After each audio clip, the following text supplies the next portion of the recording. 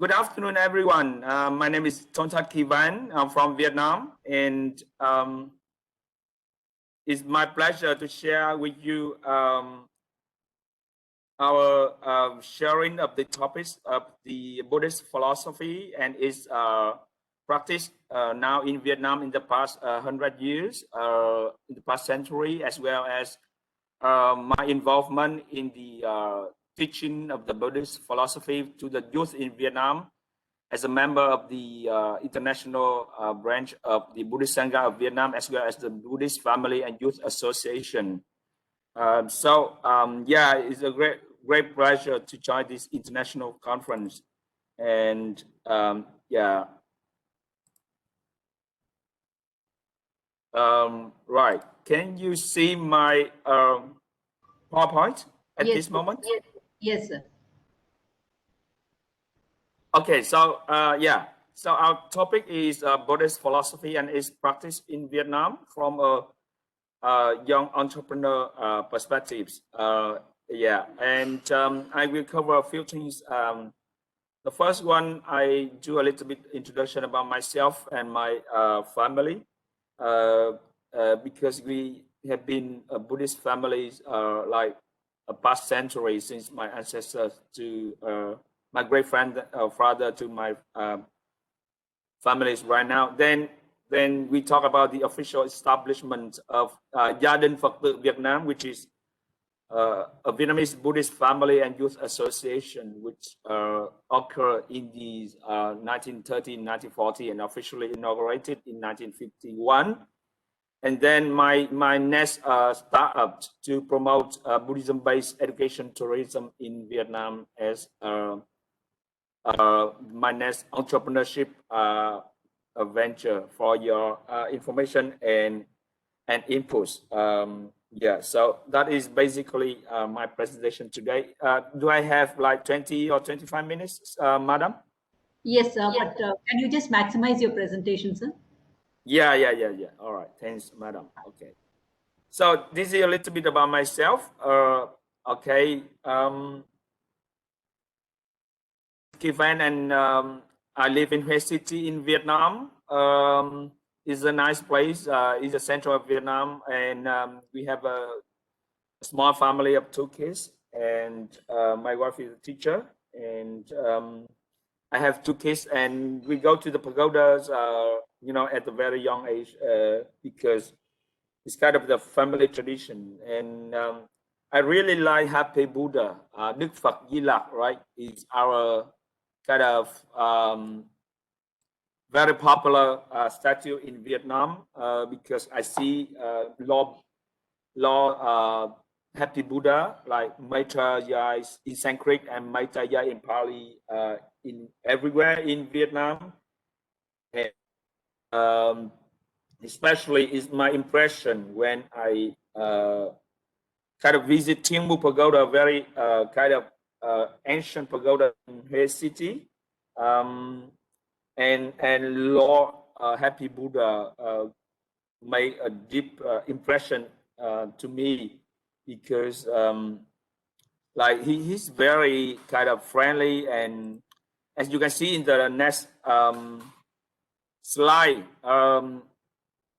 in our Vietnamese language we call it Nam Mô Đương Lai Hạ Sanh Di Lặc Tôn Phật, which means he has a great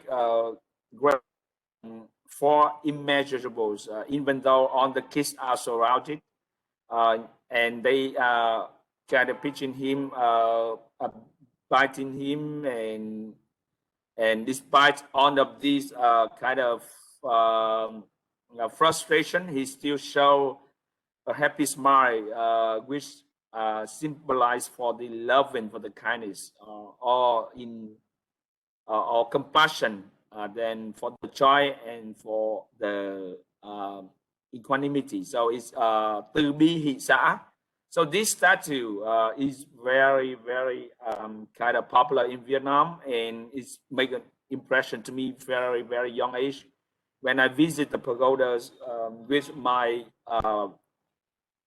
grandparents. So it's kind of the first impression that make me to explore more about Buddhism in Vietnam, and how I become a very kind of keen of Buddhism at a very young age. And so in our culture, Buddhism plays a very important role, as Dr. Venerable Thích Nguyên Đạt has explained earlier. Buddhism has got into Vietnam about like 2,000 years ago, and especially about 1,000 years ago. There's a pagoda, as you can see in the screen, on the screen. The one pillar pagoda, the Chua Mo Kok, was built around 1,000 years ago, and it shows that these Buddhism and the nation are kind of intertwined and involved and supported each other a lot. And you can see here in this picture here, the Venerable Thích Trị Thủ has given a picture of the Chua Mo Kok, the one pillar pagoda, to Mr. Hoàng Quốc Việt, who was the headmaster of the Fatherland Front of Vietnam government in 1981, which was also the year that I was born, and also is the year that the official Vietnamese Buddhist Sangha were established. So we have a saying that mẹ chùa cha chợ hồn dân tộc, nếp sống muôn đời của tổ tông. That means Buddhism in Vietnam is very, very closely linked with the state, with the country, with the culture, with the local people, and for thousands of years, Buddhism and the kind of the worshipping ancestor culture of Vietnam are very, very much dependent on each other, and we've been kind of supporting each other to fight against a lot of the external enemies. And now, as you can see in this Google map, the One Pillar Pagoda is kind of still very close to the main administrative areas of Vietnam, including the Uncle Ho Chi Minh mausoleum, or the president of the state office, and all the assembly places, as well as the royal citadel of Thăng Long, which is the flying dragon, which is also 1,000 years ago. So that is basically how I become very interested in exploring the linkage and the supporting each other mechanism between Buddhism and the nations when I was born like 40 years ago. When I go back to the past history, the century of Vietnam, I see that Buddhism and the French resistance to the French colony play an important kind of benchmark in our past century. Well, because you know Uncle Ho, right? Ho Chi Minh was like the father of our modern state, who fights against the French colony in the early 1900s. Ho Chi Minh was a leader by that time, and also another person from here is Phan Bội Châu. He is the person who sent out young students to Japan to study the civilization of Japan, to go back and serve the country. And then the third person is Dr. Lê Đình Thám, who on this slide is the person who, together with my grandfather, I will talk later on, they were the one that established the An Nam Phật Học Hội, which is the An Nam Buddhism study. And Uncle Ho, Phan Bội Châu, or Lê Đình Thám, they both, all of them live in Huế City, which is my hometown. So Huế City was the capital of Vietnam for 200 years, from 1802 until 1945. and is also the capital of Buddhism in Vietnam for like 600 and 700 years. And in together to support the resistance against the French colony, a lot of monks, like the senior monks, have joined together to revive the moralities of the young people, because at that time, 1920, 30, or 1940, a lot of young people, the French culture, they just dress like the French culture, then they speak French, and they forgot a lot about the Vietnamese culture. So the resistance movement against the French colony actually rely on Buddhism to revive the morality, to have the young people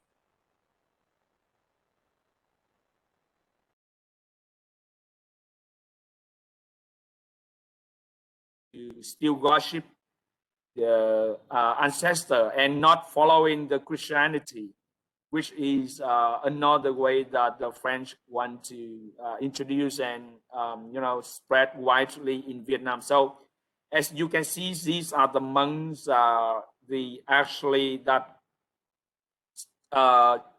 kicked off the Buddhism revival movement, and that's the kind of supporting the resistance movement against the French culture at that time. So you see, it's kind of very close linkage between the Buddhism and the state and the country. And now, if you have time to visit Vietnam in the future, you will see that Tu Dam Pagoda is a Chùa Tu Dam. It's the main place that has a lot of activity, revival of Buddhism. And sorry, just a moment. Dạ, thầy con đang trình bày đấy, con đang trình bày đấy thầy này, con đang trình bày. Dạ. And Tu Dam Pagoda is also the place that my father, Dr. Tôn Thất Kỳ, has also joined the movement against the Golden Diem regime, who was wanting to promote Christianity in the 1960s, and finally he was forced. Actually, he was assassinated because before that he want Buddhism to collapse, so that the Catholic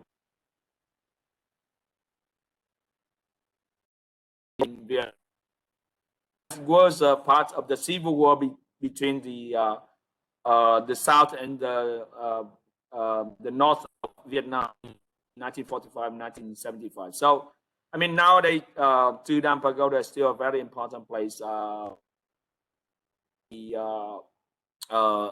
very key pagoda is now the current office of Buddhist Sangha of Thừa Thiên Huế province, and I myself, as you can see, I'm the kind of the member of the standing committee of the Vietnamese Buddhist.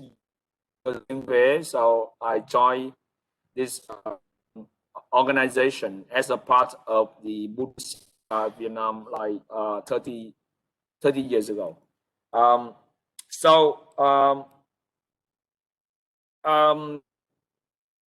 Relating to Pagoda, my grandfather, Mr.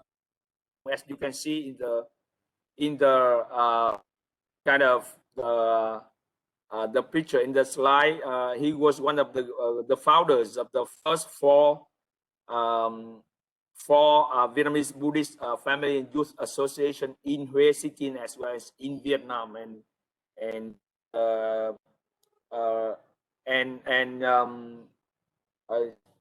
now in my in the birthplace of myself,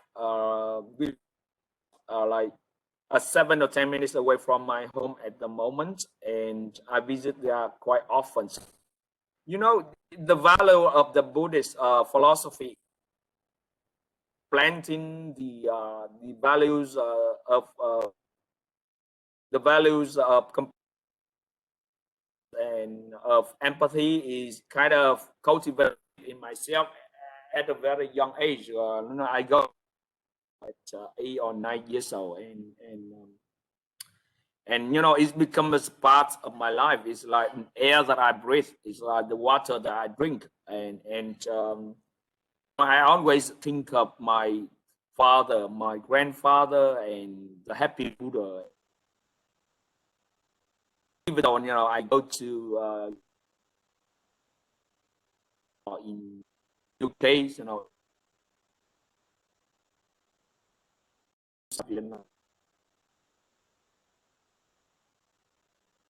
uh, the session. So I talk about the establishment of gia đình Phật.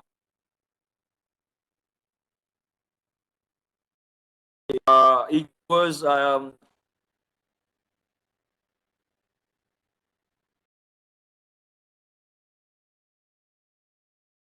in quality of is kind of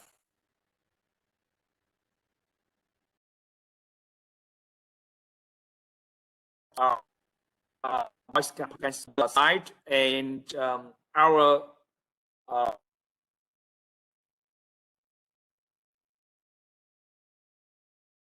is as on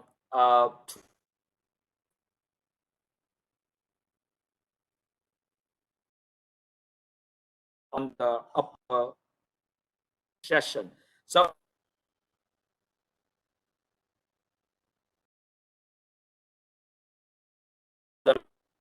and then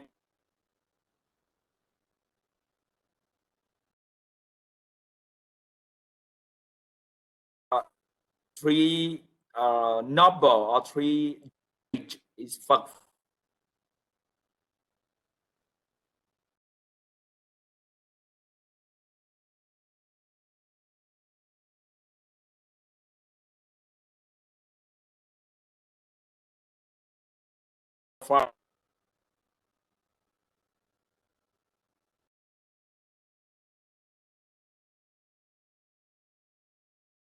One way advancing, Tantan is cleanliness, and Từ is compassion. So the motto of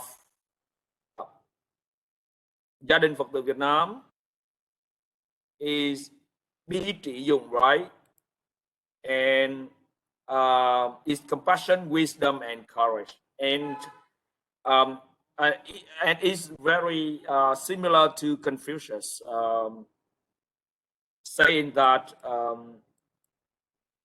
a person that to be a good man needs to have a compassion, needs to have wisdom, and courage, and it's symbolized the three tam vô lầu học, which is the three main ways of studying of the Buddhists in Vietnam is giới định tuệ, which is discipline, meditation, and wisdom. So what we do in gia đình Phật tử is we do worshiping on Sunday afternoon about 2 to 3 p.m. Then we have saluting of the flag. Then we organize some kind of the camping here. Then we have a lot of team building activities, and we have as you can see, it's most and simple. So it's like life skill and living values to help the teenagers and the children to be active, to be quick, and to be you know, to do teamwork, to eat vegetarian food, as you can see here. And then they can dance, and they do good things for the community. They learn about karma. Then they close the day by a session. So is kind of the activities of the Vietnamese Buddhist Family Association. And now we have around 1,000 Buddhist family association in Vietnam in 34 provinces with 68 brother leaders and kind of members. And so finally, what I want to do is to share my next startup is công ty du lịch Thiên Trí Tuệ, which is a way to introduce the Buddhist based philosophy. It's a way of using meditation from Thiền sư Thích Nhất Hạnh Venerable to organize some tour for people to enjoy a new product, a tourism product that give meditation, eating vegetarian, and live slowly. Okay, now the kind of the 4.0, the digital age is so fast. So this kind of meditation, we call it công ty du lịch Thiên Trí Tuệ. That means we call it 3T company. So transportation quality and travel companies, they want to introduce a way of living slowly to the youth, especially to the family, so that they will slow down, they will use meditation to care, to live in peace, in harmony, and they meditate and live in harmony with themselves, within the families, with the company, with between themselves and the nature. So meditation in our Vietnamese context is simple. It's từ oai nghĩ đi đừng nằm ngồi. So you walk peacefully. Okay, you walk in focusing. You stand in meditation. You stand in focusing. You stand with the peace.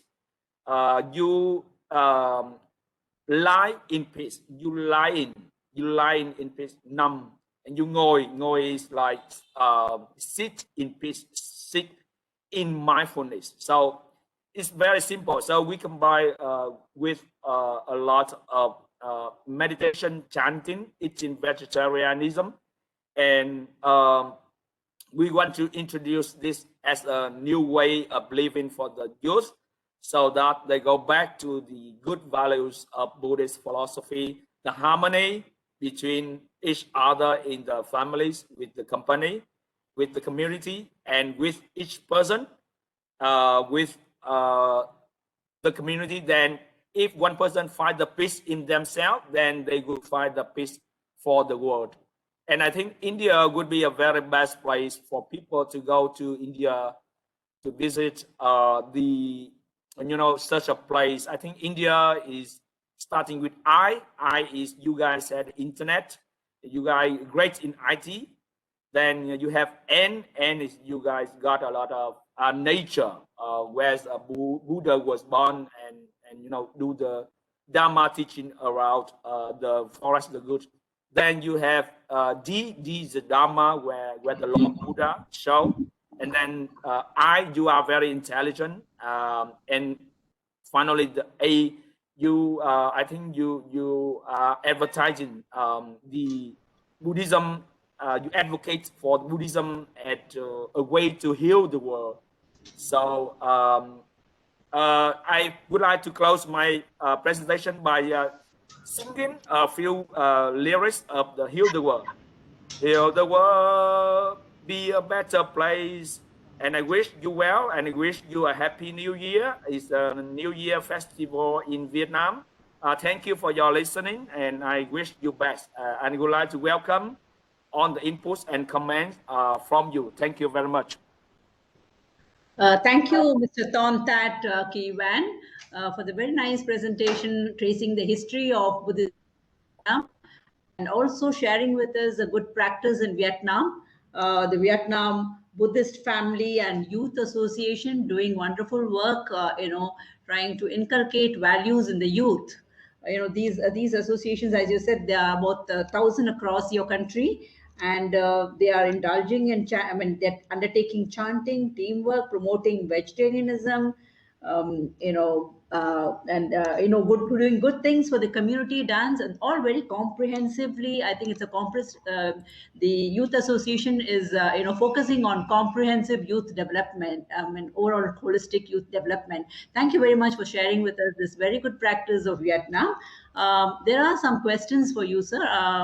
If you're ready, can I read it out to you? They are all in the chat box. There's one from Dr. Arvind Kumar Singh, one of our speakers who will be speaking a little later. He says, since you are from Hue City, Vietnam, I would like to know the activities of Vietnam Buddhist studies related to connecting youth with Buddhism. You have already shared this about this association, youth association. If possible, please enlighten us, Venerable. Yeah, if you can. And since you are from the US, same thing. He's repeating the same thing. He would just like to know what are the activities of the Vietnam Buddhist studies connecting youth and Buddhism. You already, as I said, you already shared that, would you like to activities of Buddhist Vietnam Buddhist University. The university, right? Yeah. One of the rector is already on this platform also. Thick New and that. Yeah. A lot. We have a close connection with the with Vietnam Buddhist University. Like we organize some kind of the sharing about how to do social work for the community, for the poor people in times of times of typhoon or flood, and because especially in the central region, we are a place that are disaster prone, so we collaborate with them to do the kind of the first aid support for the victims of the disaster. But also in other part, I encourage like my colleagues in my fellow brother leaders in the Vietnamese Buddhist Association to advance their Buddhist study through the Buddhist university. Like myself, I now got a master degree from UK, from the Master of Public Health from University of Liverpool, and my plan for the next 4 years is that to study with Dr. Venerable Thích Nguyên Đạt to do a PhD in engaged Buddhism that use the model of Buddhist-based educational tourism as a way to improve the life for people in Hue City, and as a way to introduce Buddhist philosophy as a tourist product, as a new product of Thừa Thiên Huế, and we are preparing for this kind of academic study, and I will pursue that PhD study in the next 4 years. So yeah, there's a strong linkage between us, the youth and the university. But of course, there are a lot more things to do because the youth, the university in Vietnam, they teach a lot of very complicated things about Buddhist philosophy. It's very, very hard to understand. They talk about like Buddhist terminology, which is really very, very high, even for like person like me. So I mean, in the future, if you want to attract like young people to pursue like college or university degree in Buddhism, then I would suggest the academic board of Vietnamese University of Buddhism to kind of simplify the terminology and use more lay language so that more and more people could study at the Buddhist university. Okay. Do I answer your question?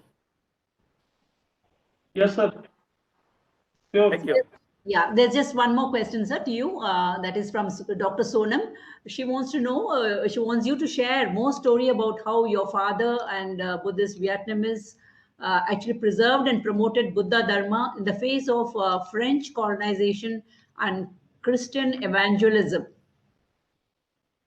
Well, I mean, that's the story of the past century, the 100 years, and I mean, you know, in the French come with this Catholic and Christianity in 17th century, and a lot of missionaries come together with Alexandros to introduce the Bible study to Vietnam, and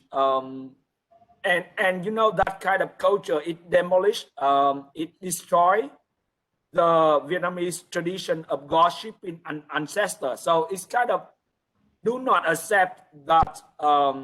You know, we you know, in our culture, we are Asian culture. We are East Asian culture. We worship our ancestor. We worship the nature. We worship like our deep roots. You know, but the Christianity or the Catholic, they only promote the worshiping of God, like Jesus Christ.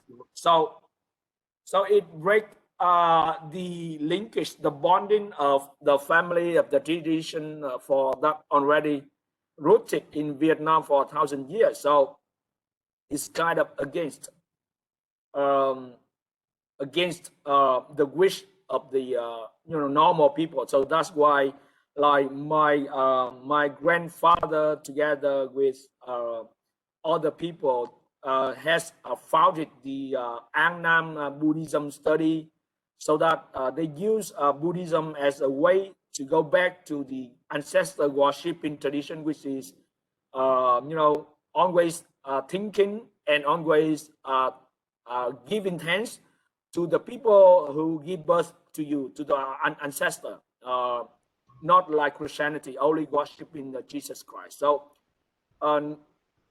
after 20 or 30 years, my father continued to follow that footstep. And when President Ngô Đình Diệm want to evangelize Christianity and kind of they want to on the pagodas in Huế and in Vietnam to pull down the Buddhist flag, is the international Buddhist flag.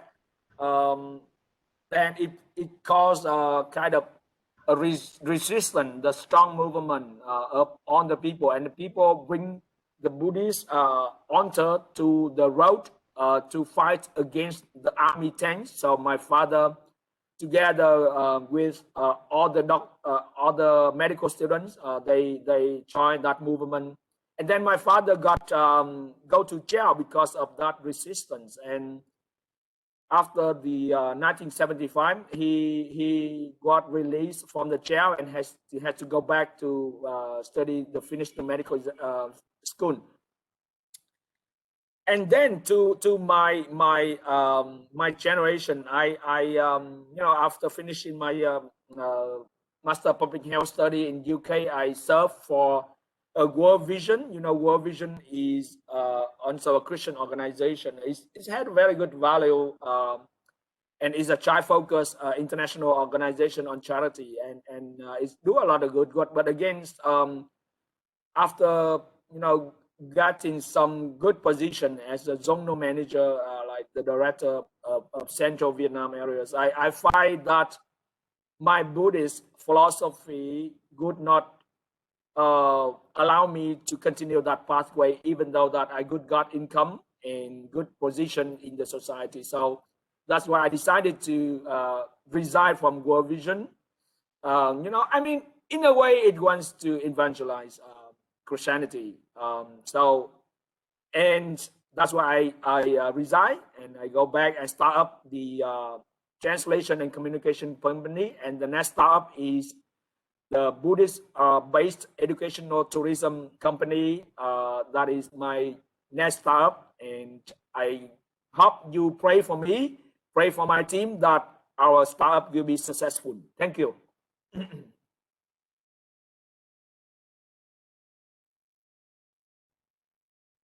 Sorry, madam, I couldn't hear you. There are two more questions. If you could briefly answer them so that we can move on to the next. But I think you should answer because this is a forum where you can actually get answers to such questions. Mr. Rajiv Sharma, actually from Nepal, know the basic qualification required for PhD in Buddhism. Basic PhD in Buddhism. He wants to know whether he can join the university for PhD in Buddhism in your country. And there's another question, but actually an observation by Meherli Bai Dhabi, who says that that Vietnam was among the countries that successfully managed the COVID pandemic. The response to the Vietnamese was one of the most effective against the pandemic. What role did Buddhism play in this incredible response?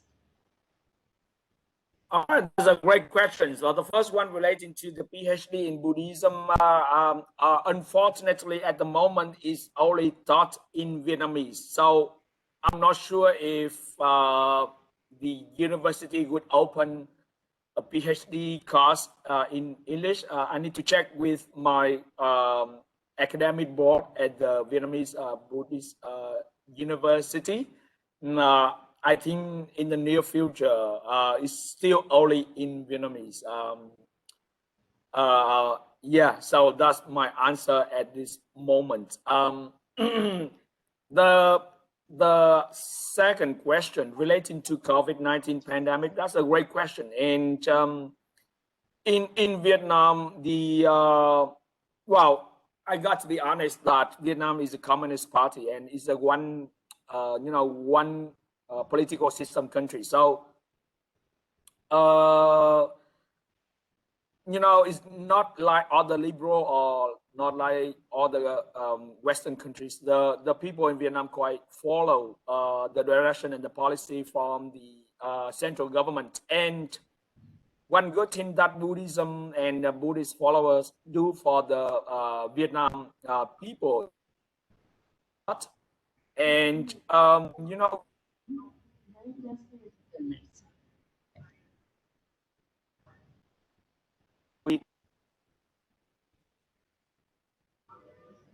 live in is nghiệp, like the karma, right? Like if